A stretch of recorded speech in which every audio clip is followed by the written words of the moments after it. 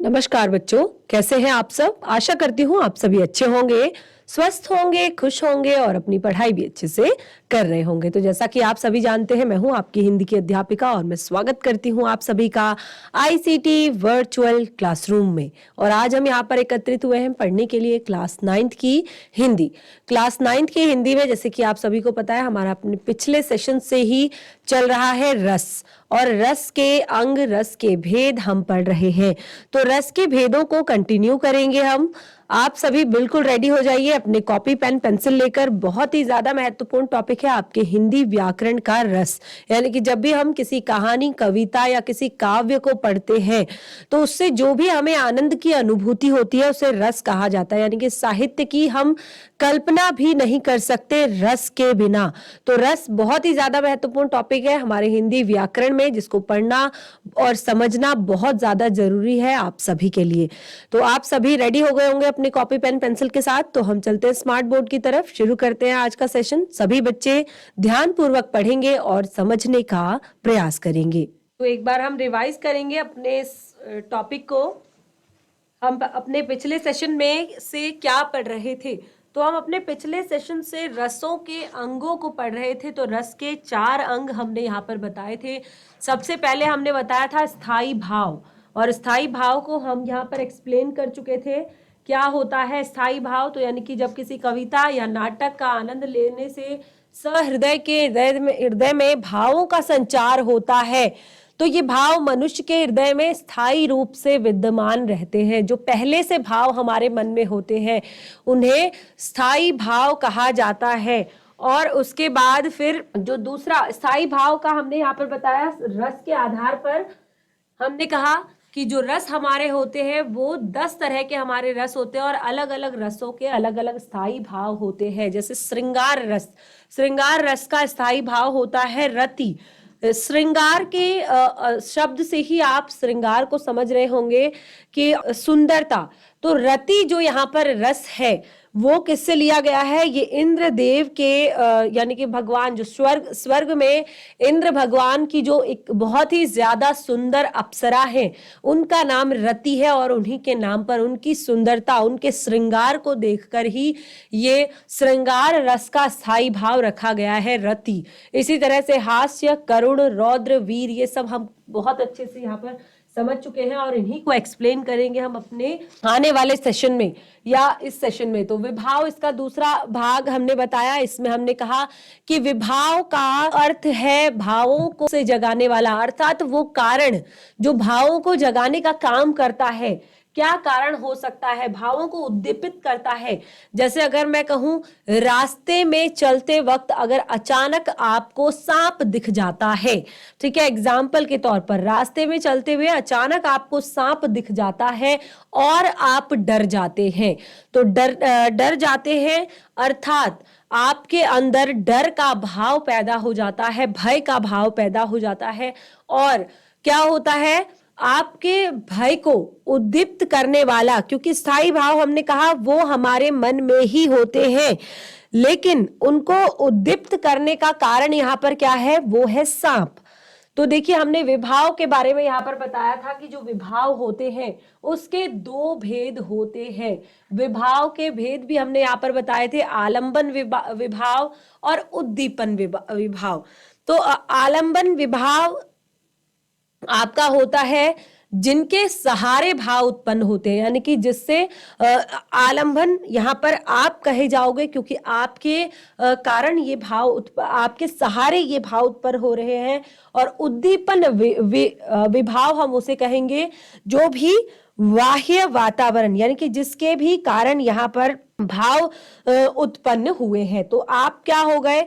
आप आलंबन विभाव हो गए, और जो आपका सांप जो है वो उद्दीपन विभाव हो गया। तो इस तरह से विभाव के 2 भेद हमने बताए। तो विभाव यानी कि आपके अंदर भावों को जगाने का कारण, तो ये हमने पढ़ा। उसके बाद तीसरा भेद इसका था, तीसरा अंग इसका था अनुभाव। अनुभाव में हमने कहा ये 2 शब्दों से बना हुआ है, अनु और भाव। अनुभाव अर्थात अनु यानी कि पीछे या बाद में या आश्रय के मन में पनपे भाव और उसकी बाह्य चेष्टाओं का अनुभव। जैसे आप किसी भी चुटकुले को सुनते हैं तो आपके मन में हंसी का भाव आ जाता है, मुस्कुराने का भाव आ जाता है। तो इस तरह से अनुभाव को हमने यहाँ पर जाना। और अनुभाव के लिए भी हमने यहाँ पर अनुभाव के अलावा हमने नंबर 4 इसका भाव पढ़ा था, संचारी भाव। तो संचारी भाव में यहाँ पे हमने जाना कि आश्रय के मन में, यानी कि आश्रय के चित्त में स्थायी भाव जो होते हैं के साथ साथ जो आते जाते रहते हैं, संचारी यानी कि संचार करते रहते हैं, आते जाते रहते हैं। तो आश्रय के चित्त में ऐसे भाव जो हमेशा आते जाते रहते हैं, जो आते जाते रहने वाले जो अन्य भाव होते हैं उन्हें संचारी भाव कहते हैं। यानी कि ये अपना कार्य करके तुरंत स्थायी भाव में विलीन हो जाते हैं। तो इस तरह से हमने संचारी भावों को यहाँ पर बताया था। और इसकी एक और पंक्ति हम यहाँ पर लिखेंगे कि संचारी भावों की जो संख्या होती है, संचारी भावों की संख्या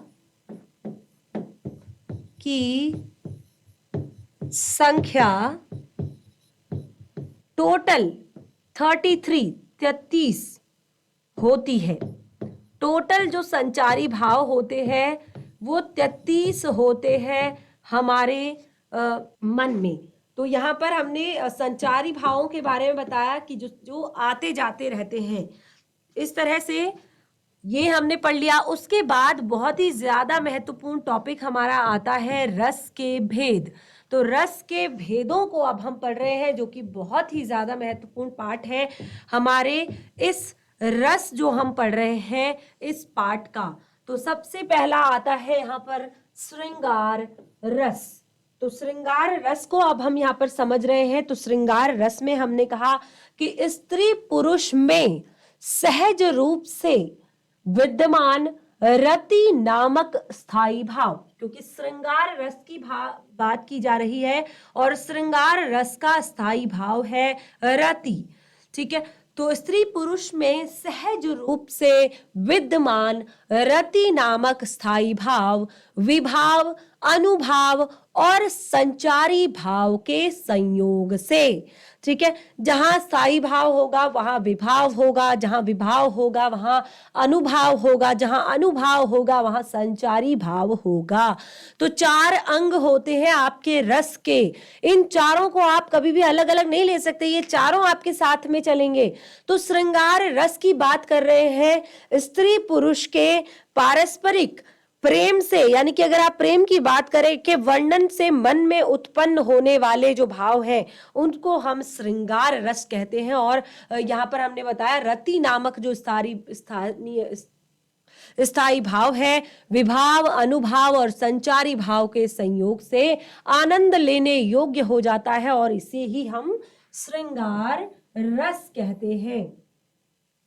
और इसमें हमने एक और बहुत ही ज्यादा महत्वपूर्ण जानी कि अनुभूतियों के आधार पर। अब श्रृंगार रस में हमने कहा कि हमें अलग अलग तरह की अनुभूति होती है, जैसे प्रेम या विरह, यानी कि मिलन या विरह, मिलन या बिछड़ना। ठीक है, तो इन दोनों अनुभूतियों के आधार पर हमने श्रृंगार रस को 2 भेदों में बांटा है। कौन कौन से 2 भेदों में बांटा है हमने श्रृंगार रस को? सबसे पहले संयोग श्रृंगार रस, उसके बाद वियोग श्रृंगार रस। देखिए संयोग श्रृंगार रस क्या होता है, अब हम पढ़ेंगे संयोग श्रृंगार रस के बारे में। देखिए संयोग श्रृंगार रस जब नायक नायिका, यानी कि जो भी नायक नायिका है उनके परस्पर मिलन, स्पर्श, आलिंगन और वार्तालाप का जहां पर वर्णन होता है, यानी कि किसी भी नायक नायिका का संयोग यानी कि मिलन होने की बात की गई है। तो जहां पर किसी भी नायक नायिका के परस्पर मिलन से और स्पर्श, आलिंगन और वार्तालाप आदि का वर्णन जहां पर होता है वहां पर श्रृंगार रस होता है। वहां पर क्या होता है? संयोग श्रृंगार रस होता है। तो इसको हम एक बार लिख लेते हैं कि संयोग श्रृंगार रस क्या होता है। सबसे पहले संयोग श्रृंगार रस।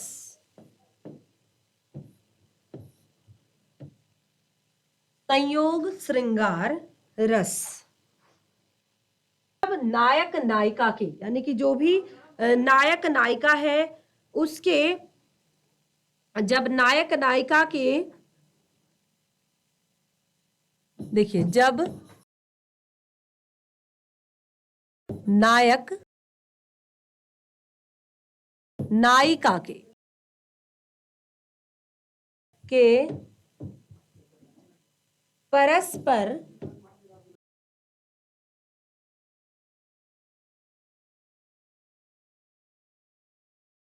मिलन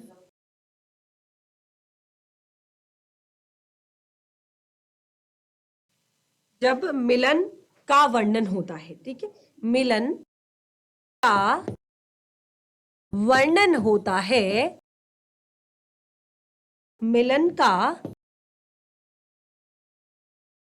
वर्णन होता है, वहां संयोग श्रृंगार रस होता है। वहां संयोग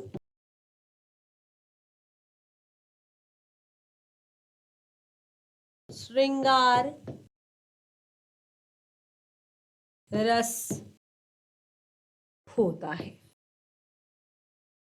ठीक है, जैसे अगर हम यहाँ पर एग्जाम्पल लेते हैं, हमने यहाँ पर बताया था कि जैसे वर्षा ऋतु में रात्रि के समय बिजली चमक रही है और बादल बरस रहे हैं और दादुर मोर की आवाज आती है, तो पद्मवती अपने प्रियतम के संग जगती हुई वर्षा का आनंद लेती है और बादलों की गर्जना सुनकर चौंक कर प्रियतम के सीने से लग जाती है। तो इसमें संयोग श्रृंगार रस का वर्णन हुआ है। इसमें किस चीज का वर्णन हुआ है?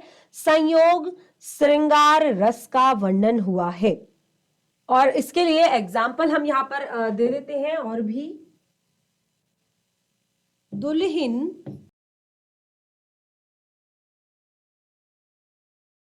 गावहु मंगलाचार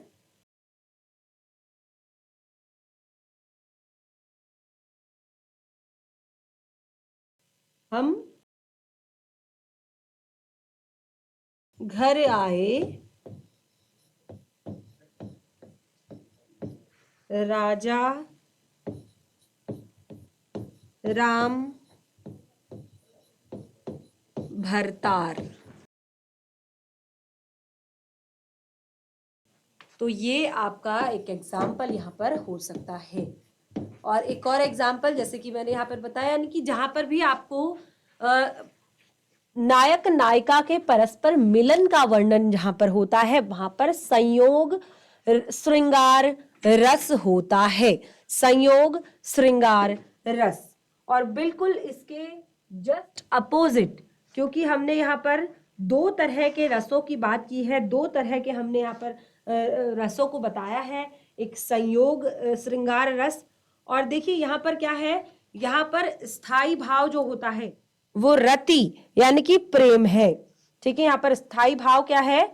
रति है। इसको आप बिल्कुल याद रखेंगे, यहाँ पर स्थाई भाव रति है। रति यानी कि प्रेम है। दो अलग अलग यहाँ पर हमने श्रृंगार रस के बारे में कहेंगे। एक श्रृंगार संयोग श्रृंगार रस और दूसरा वियोग श्रृंगार रस। तो दूसरे वाले के बारे में हम पढ़ते हैं, वियोग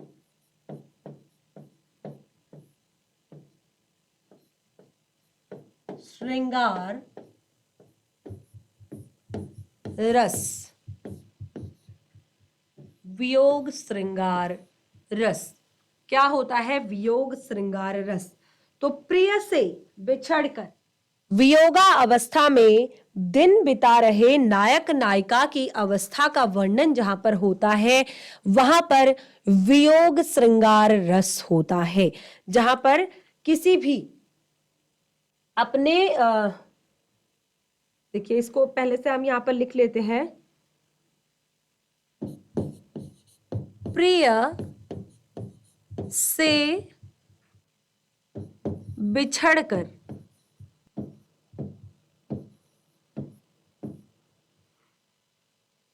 प्रिय से बिछड़कर जहां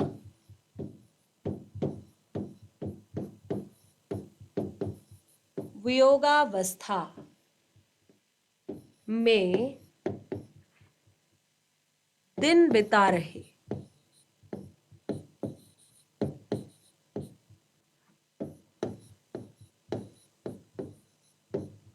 नायक नायिका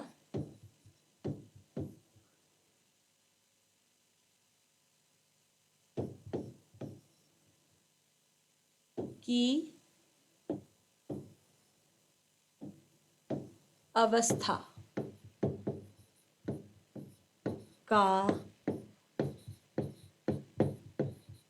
वर्णन होता है। तब क्या होता है? वियोग श्रृंगार रस। तो वहां पर क्या होता है? वियोग श्रृंगार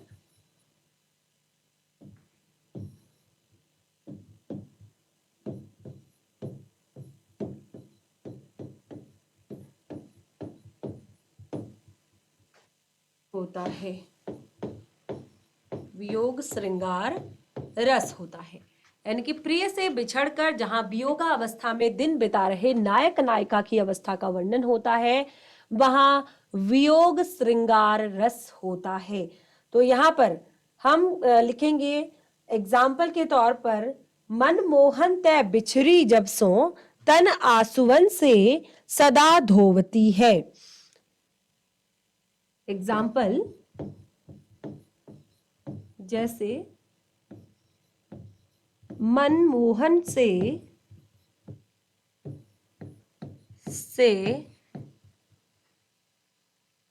बिछुरी जब से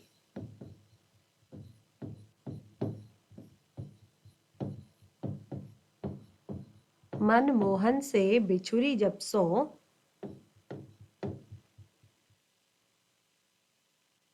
तन आसुवन सो सदा धोवती है।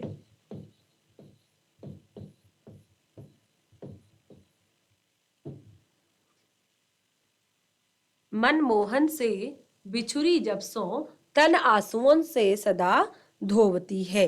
तो यहाँ पर आप देखेंगे कि जो स्थाई भाव है वो रति है, यानी कि प्रेम है, और विरहिणी नायिका आश्रय, जो आश्रय है यानी कि विरहिणी नायिका यानी कि जो आश्रय है, तथा उसका प्रिय जो मनमोहन है वो आलंबन है, और विभाव यानी कि मिलन के सुखद दिन तथा संचारी भाव पूर्व मिलन की जो यादें हैं, दुख आदि के कारण इनके संयोग से वियोग रस की अनुभूति हो रही है, यानी कि उसको याद आ रही है कि अपने प्रिय से बिछड़कर, अपने प्रिय से बिछड़कर अब वो अपने वियोगा अवस्था में दिन बिता रही है, यानी कि उसको याद आ रही है अपनी सारी बातें, यानी कि अपने मनमोहन से जो मिलन हुआ था और वो सुखद सुख के जो दिन थे, और जो मिलने समय की जो यादें थी, उन सब के कारण अब उसे वियोग हो रहा है, दुख हो रहा है। तो इस तरह से हमने यहाँ पर आपका श्रृंगार रस को बहुत अच्छे से समझ लिया है। देखिए एक बार और रिवाइज यहाँ पर कर देते हैं श्रृंगार रस को। तो श्रृंगार रस में हमने क्या जाना? श्रृंगार रस में हमने यहाँ पर जाना कि स्त्री पुरुष में सहज रूप से विद्यमान रति नामक स्थायी भाव, विभाव, अनुभाव, संचारी भाव के संयोग से आनंद लेने योग्य हो जाता है। इसे श्रृंगार रस कहते हैं। और श्रृंगार रस में अनुभूतियों के आधार पर इसे दो भागों में बांटा गया है, संयोग श्रृंगार रस और वियोग श्रृंगार रस। संयोग जहां पर स्त्री पुरुष का यानी कि नायक नायिका का मिलन होता है, मिलन का वर्णन किया जाता है, वहां पर संयोग श्रृंगार रस, और जहां पर बिछड़ने का वर्णन किया जाता है वहां पर वियोग श्रृंगार रस। तो इस तरह से श्रृंगार रस हमारा कंप्लीट हो गया। आप समझ चुके होंगे कि ये क्या होता है। अब नंबर 2 है हमारा हास्य रस। हास्य रस। तो हास्य रस का स्थायी भाव क्या होता है? सबसे पहले तो आप ये जानिए कि हास्य रस का स्थायी भाव क्या होता है। अभी अभी हमने यहाँ पर पढ़ा था कि हास्य रस का स्थायी भाव क्या होता है। देखिए, जब भी किसी विचित्र व्यक्ति, हास्य रस हमारा कब आता है? जब किसी विचित्र व्यक्ति, वस्तु, आकृति, वेशभूषा, असंगत क्रिया विचार, व्यवहार आदि को देखकर विनोद भाव का संचार होता है, उसे क्या कहते हैं? हास कहते हैं। उसे क्या कहते हैं?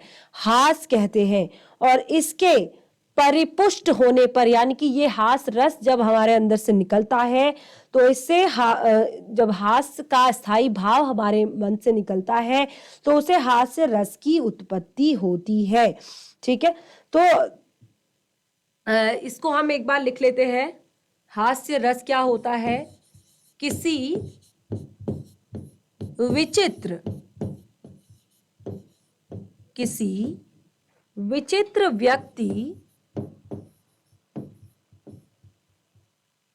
वस्तु, आकृति,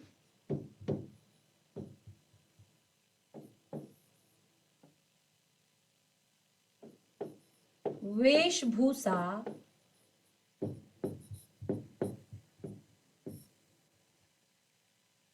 या असंगत क्रिया विचार,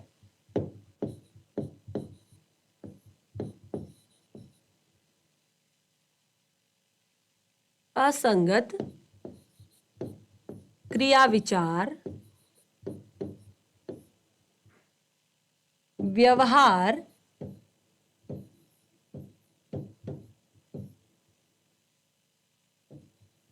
आदि को देखकर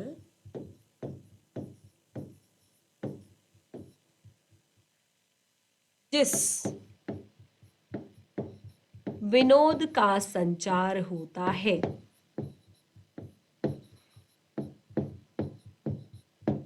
संचार होता है।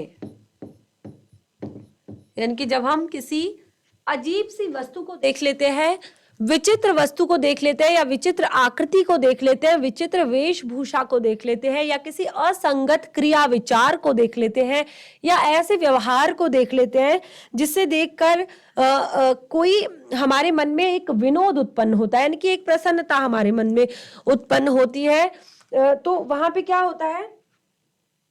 विनोद का भाव, खुशी का भाव, एक संचार हमारे अंदर होता है और उसे हास कहते हैं। क्या कहते हैं? हास कहते हैं।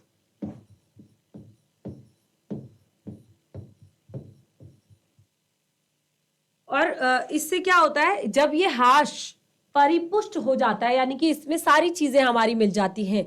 देखिए, ये स्थायी भाव हमारे अंदर से आया हास का, लेकिन उसके बाद क्या हुआ? विभाव हुआ,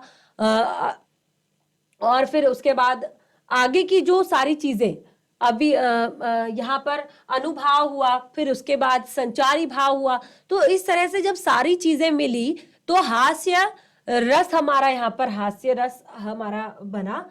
तो आप देख सकते हैं हास्य रस में हम एक एग्जाम्पल यहाँ पर देंगे। श्री राम के वन गमन पर के समय, जब श्री राम भगवान वन को जा रहे थे, ठीक है, जब श्री राम भगवान वन को जा रहे थे तो उनके पैरों की रज को छूकर, क्योंकि वो भगवान है, और उनके पैरों की, उनके चरणों की धूल को टच करके, उनके पैरों को छू करके जो शिला बन चुकी अहिल्या जो थी, उनको पाषाण बनने का श्राप मिला हुआ था, वो पत्थर बनी हुई थी, और जब भगवान राम के पैरों के नीचे वो आई तो क्या हुआ? वो जीवित हो उठी। और ये समाचार सुनते ही, जब ये समाचार सुना सब ऋषि मुनियों ने, विंध्याचल पर्वत पर रहने वाले ऋषि मुनियों ने, तो वो सब खुश हुए कि अब यहाँ पर सभी शिलाएं नारी बन जाएंगी, यानी कि यहाँ पर जहां जहां पर भगवान पांव रखेंगे वहां वहां की सभी शिलाएं जो है नारी बन जाएंगी। लेकिन ऐसा नहीं होता है। ये तो एक बिल्कुल अजीब सी बात है कि देखिए भगवान ने, क्योंकि उनको श्राप मिला हुआ था कि वो पाषाण बन जाएंगी, वो इसीलिए पाषाण बनी हुई थी और भगवान के चरण उन पर पड़े, उनका उद्धार हो गया, वो फिर से मनुष्य के रूप में आ गई। लेकिन क्योंकि जो ऋषि मुनि थे वो प्रसन्न इस कारण हुए, उनको इसलिए आनंद आया कि अब यहाँ पर रहने वाले यहाँ पर जितने भी पाषाण हैं, जितने भी पत्थर हैं, वो सब पत्थर आपके स्त्री बन जाएंगी, यानी कि वो सब पत्थर आपके महिला बन जाएंगी। तो इस तरह से यहाँ पर शिलाएं जो है नारी बन जाएंगी। तो इसलिए विंध्य के बासी उदासी तपोव्रत धारी नारी बिना मुनि महादुखारी। तो इसका बहुत ही जो बड़ा एग्जाम्पल है आपका यहाँ पर, इसको हम एक बार लिख लेते हैं उदाहरण के तौर पर।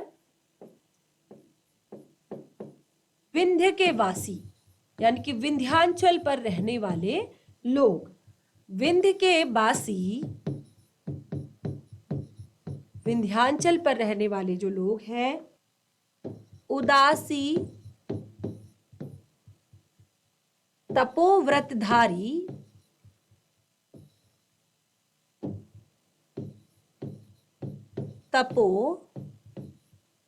व्रतधारी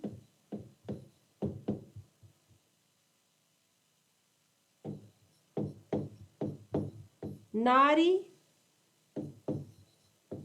बिना मुनि महादुखारी।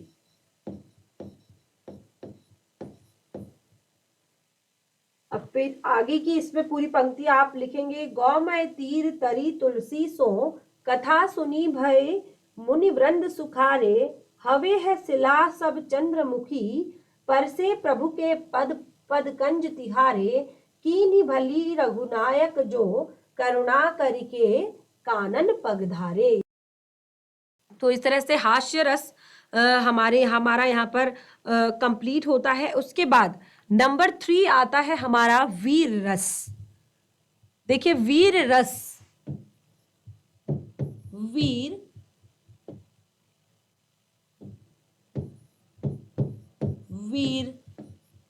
रस, वीर रस का स्थायी भाव क्या होता है? वीर रस का स्थायी भाव क्या होता है, ये सब मैंने आप लोगों को पहले लिखवाया हुआ है कि किस रस का स्थायी भाव क्या होता है। तो देखिए वीर रस में हमने यहाँ पर जब भी किसी भी युद्ध में वीरों की वीरता का वर्णन किया जाता है, कभी भी आप जैसे आप रानी लक्ष्मीबाई की, आप क्लास 6 में आपने रानी लक्ष्मीबाई का अपना चैप्टर पढ़ा होगा, झांसी की रानी। तो झांसी की रानी की जब आप कविता पढ़ते हैं तो उसमें वीर रस का आपको पता चलता है कि वीरता का गुणगान जिसमें किया जाता है। तो आपने देखा है कि किस तरह यहाँ पर बताया गया था, बुंदेले हर बोलों के मुंह हमने सुनी कहानी थी, खूब लड़ी मर्दानी वह तो झांसी वाली रानी थी। तो यहाँ पर वीर रस का आपको पता चल रहा है, यानी कि जहां पर वीरता का वर्णन किया गया हो। तो इसको हम एक बार लिख लेते हैं, फिर एग्जाम्पल से हम इसको समझेंगे। युद्ध में वीरों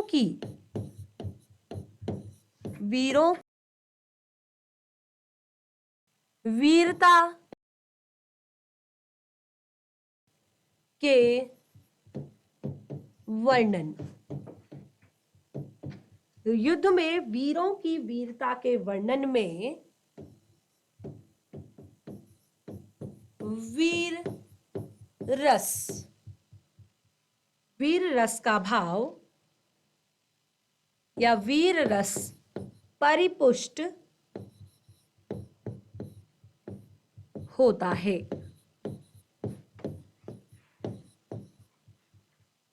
जब हृदय में उत्साह नामक स्थायी भाव का विभाव होता है, यानी कि जब हृदय में उत्साह आता है और भाव का विभाव अनुभाव और संचारी भाव का जब संयोग होता है तो वीर रस की उत्पत्ति होती है।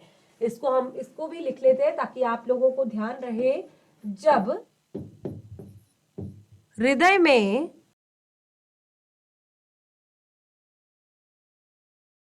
उत्साह नामक स्थायी भाव का विभाव, जब हृदय में उत्साह नामक स्थायी भाव का विभाव, अनुभाव तथा संचारी भाव और संचारी भाव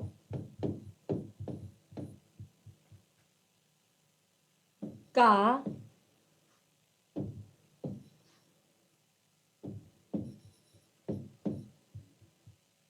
संयोग होता है। जब हृदय में उत्साह नामक स्थायी भाव का विभाव, अनुभाव और संचारी भाव से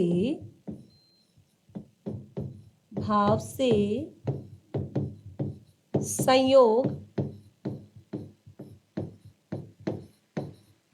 होता है, तब वीर रस की उत्पत्ति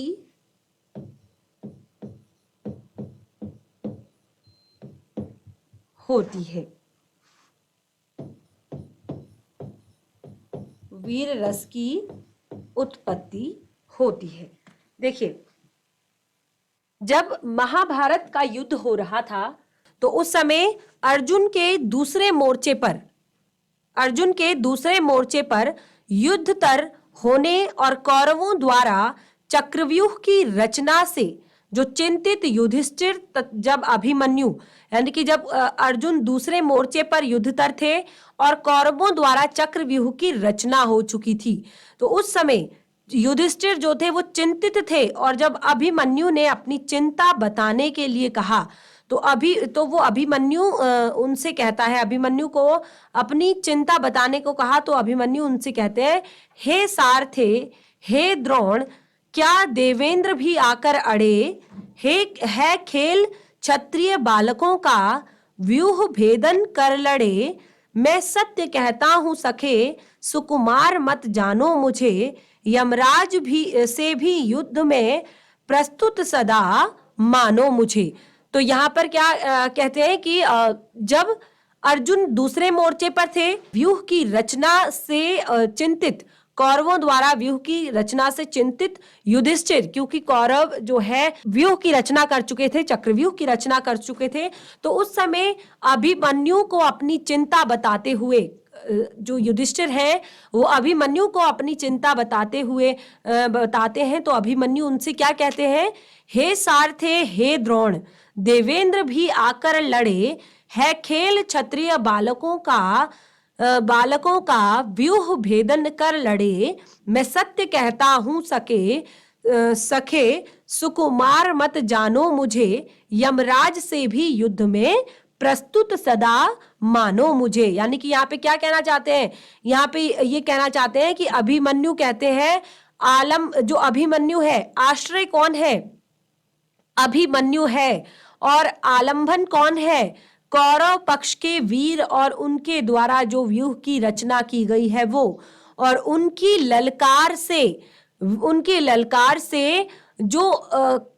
ललकार को सुनकर जब अभिमन्यु की भुजाएं फड़फड़ा रही है, उनको क्रोध आ रहा है, उनको लड़ने का मन कर रहा है, तो वचन देना, उत्साहित होना और विभाव तथा रण क्षेत्र में जाने को तत्पर होना, रोमांच और उत्सुकता तथा उग्रता जो है संचारी भाव तथा वीर रस की यहाँ पर निष्पत्ति हुई है, यानी कि वीर रस यहाँ पर आया है।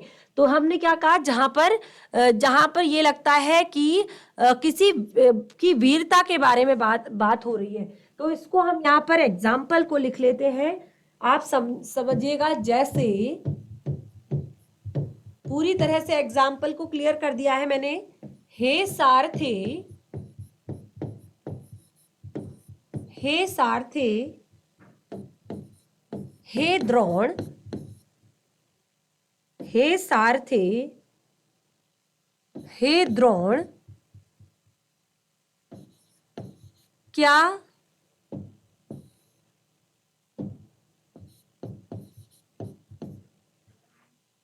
देवेंद्र भी आकर लड़े?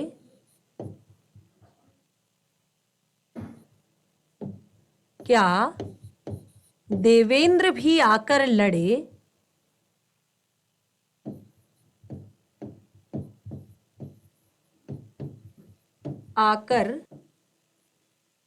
आकर अड़े है खेल क्षत्रिय बालकों का, है खेल क्षत्रिय बालकों का, व्यूह भेदन कर लड़े। व्यूह भेदन कर लड़े। मैं सत्य कहता हूं सखे, मैं सत्य कहता